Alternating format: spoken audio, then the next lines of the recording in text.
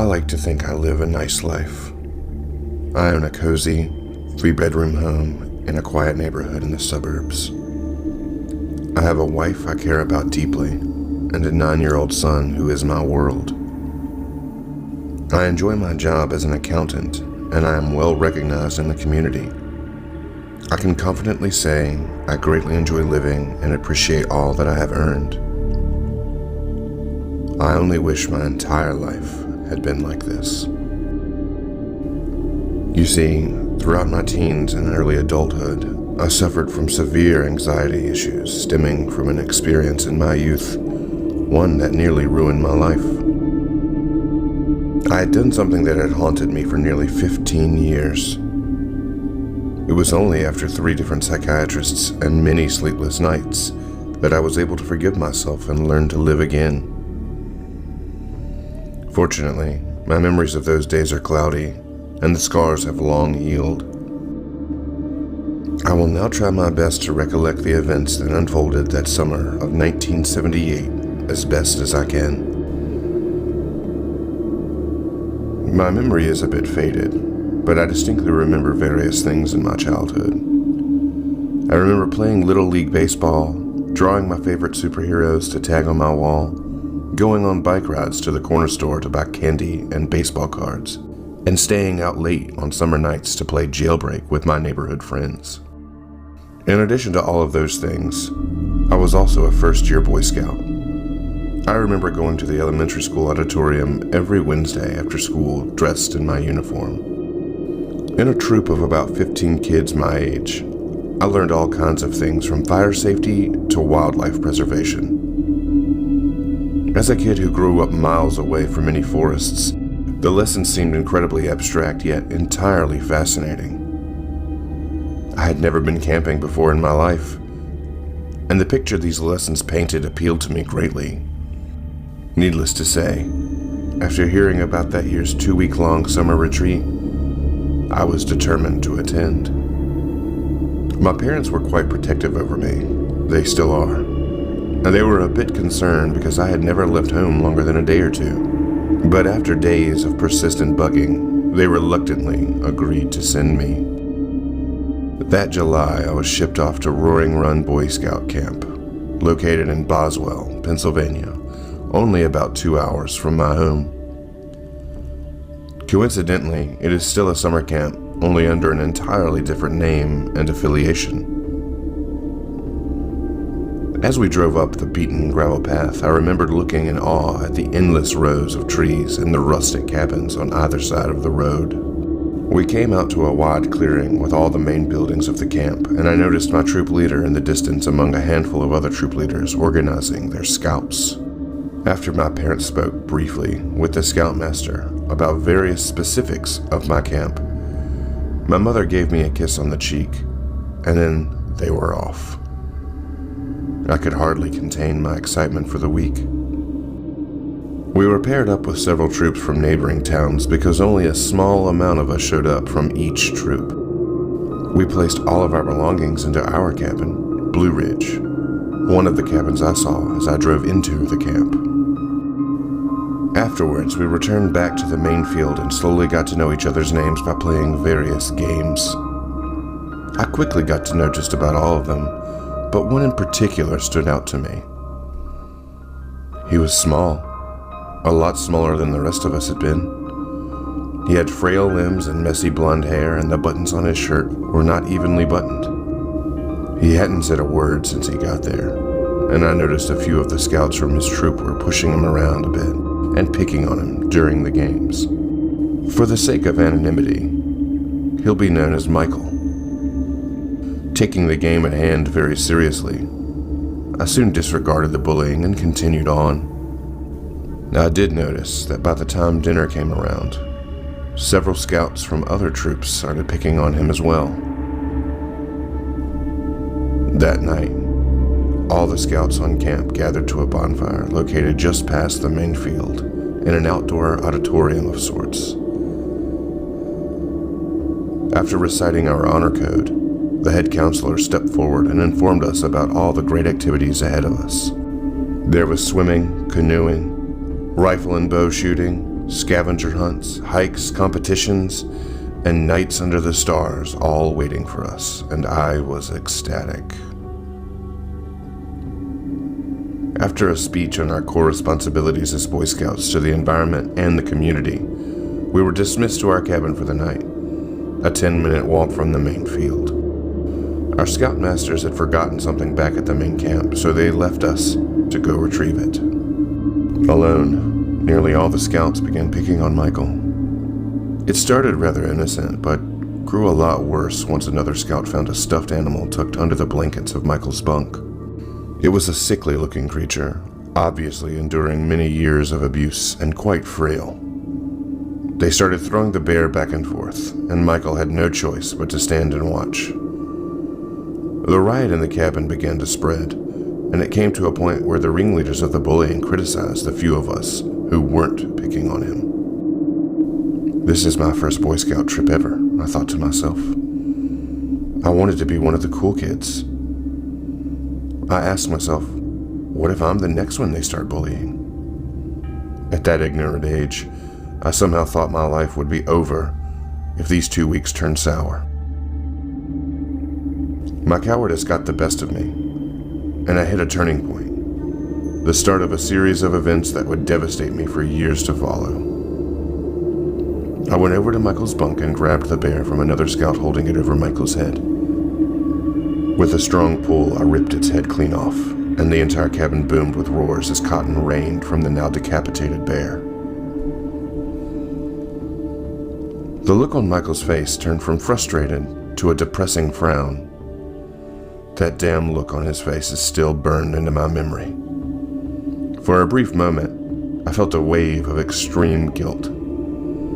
I had been raised better, and I knew my mom would be disappointed if she knew. However, I quickly forgot about it, as the entire cabin continued their outburst of laughter and praised me with comments. I was in. Just as the scoutmasters returned, one of them shouted, "What on earth is going on here?" We all grew silent, expecting to pay the price for destroying the bear. Michael showed little emotion. He gathered the cotton he could from the floor and retreated to his bunk without saying a word. We expected him to tell on us, but all he did was pull the covers on top of him and lay silently. We thought we had just lucked out. God, I wish Michael had just spoken up and gotten us in trouble right then and there. My 15 minutes of fame had gotten to my head, and I longed to be praised more. It was odd. I didn't dislike Michael, yet I resorted to calling him names and pushing him around just for the shallow acceptance of my peers. As I write about it now, a great deal of guilt and shame is returning. If only I had known what my actions would lead to. A day passes. It is now the third day. I'm unsure if this is still customary for Boy Scouts, but back then, we all had a few pieces of equipment to look after, particularly our mess tins, which we used to eat breakfast, lunch, and dinner. On the third afternoon of camp, just before lunch, I had a perfect joke in mind. I talked with the other kids in my cabin and convinced them all to leave their mess tins on their bunks so that we could force Michael to run back and retrieve them. Though pretty innocent compared to the other things Michael had to put up with that week, my cabin mates thought it was brilliant. This is where it all began. We all piled into the chow hall and found our seats. Michael was the last to walk in and took a seat at the end of the table with his head down, mess tin in hand.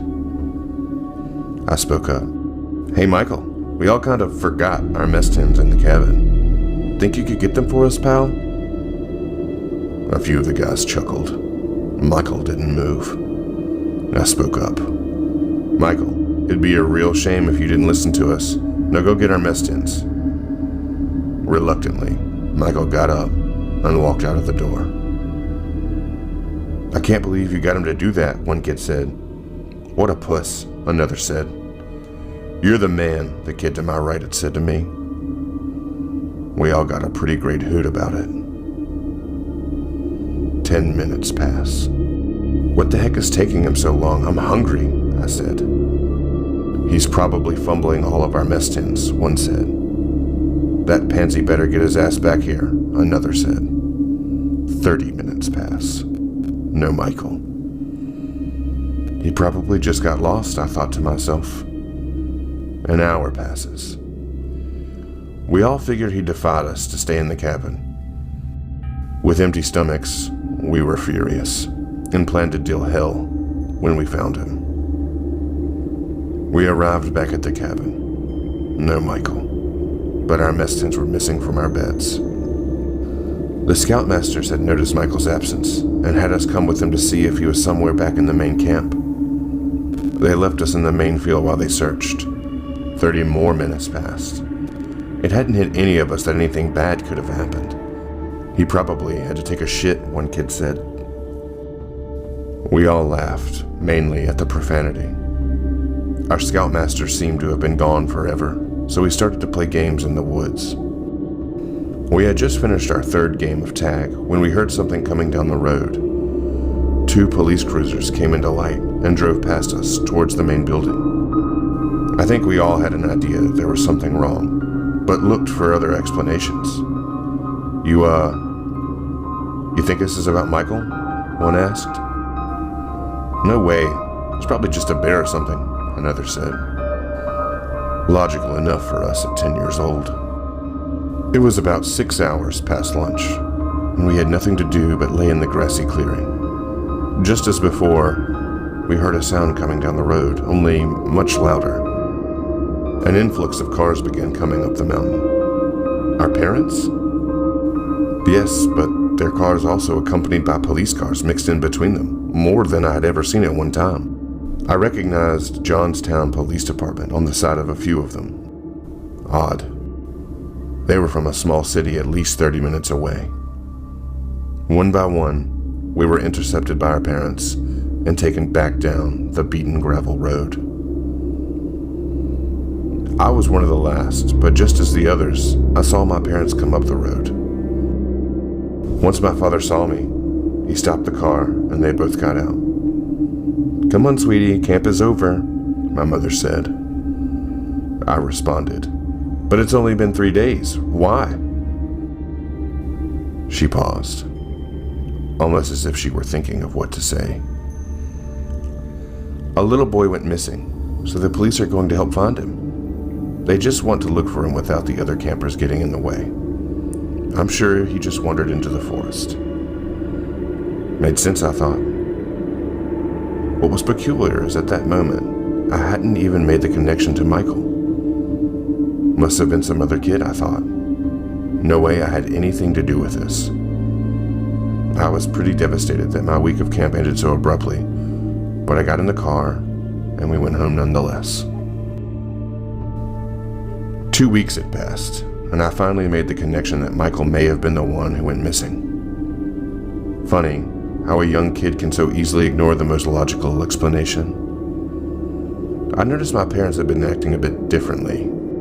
They wouldn't allow me to attend the summer Boy Scout meetings anymore, and I was almost positive I'd heard my mother say she would never let her son leave the house again over the phone. Had I done something wrong? Little by little, I began to make ends meet, and thoughts of Michael came into my head. I grew the intense curiosity only young kids are capable of having, and approached my father several times. Any time I asked about the missing boy, he would look away and respond to my question with, "I'm not sure. I haven't been checking the newspaper lately." I knew he was lying. Every day before work, my father was accustomed to lounging on the couch to catch up on sports and the local news. It was clear there was something he was hiding from me. I knew he had had a habit of leaving old papers on his nightstand, so I went to investigate while he was at work. Just as I had hoped, newspapers stretching back 3 weeks lay before me. Starting from the oldest, I looked through them in hopes of finding an answer. Aha! Dated the same day after camp was canceled, I noticed the headline. "Search begins for Jennerstown area Boy Scout." Michael's picture covered the front page. That must have been it. I skipped a week ahead and found another. Search party for missing Boy Scout called off. Within the article, it described the mysterious disappearance of Michael, who had last been seen in the chow hall with the fellow scouts.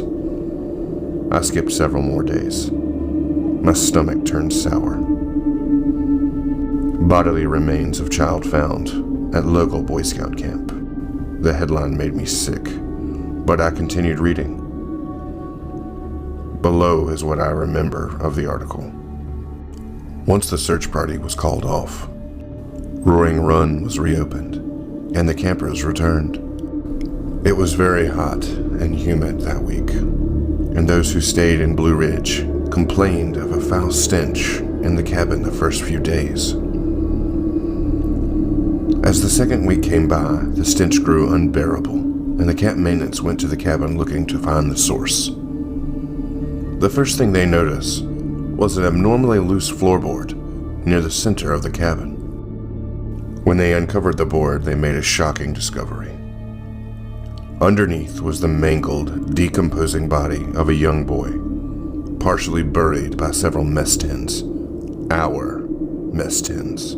The crevice he was jammed in was filled with blood, and his face was bludgeoned almost beyond recognition.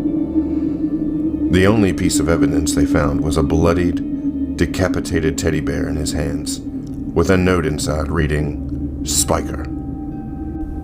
There were no witnesses or suspects. I hadn't fully realized what the course of my actions accomplished, but as I grew older, the guilt grew stronger, and I once nearly resorted to suicide. My actions killed an innocent human being. If I hadn't sent Michael back to get our damn mess tins, he would probably still be here. Fortunately, after many years, I'm finally able to forgive myself of my actions so long ago. Roaring Run was closed permanently, and the land was purchased by a logging company who used it for about 10 years. The land lay untouched until 1998, when it was purchased by a Marine Corps general who turned it into a youth mentor camp. Every once in a while, when I visit my parents, I take a trip to the local library and view the same archived headlines I discovered all those years ago. It's weird. What once caused me such pain and guilt for the greater part of my life has left me desensitized, though sometimes I can still see his desperate face that night I ruined his bear. If only I had known what was in store for the summer of 1978. Still, what does Spiker mean?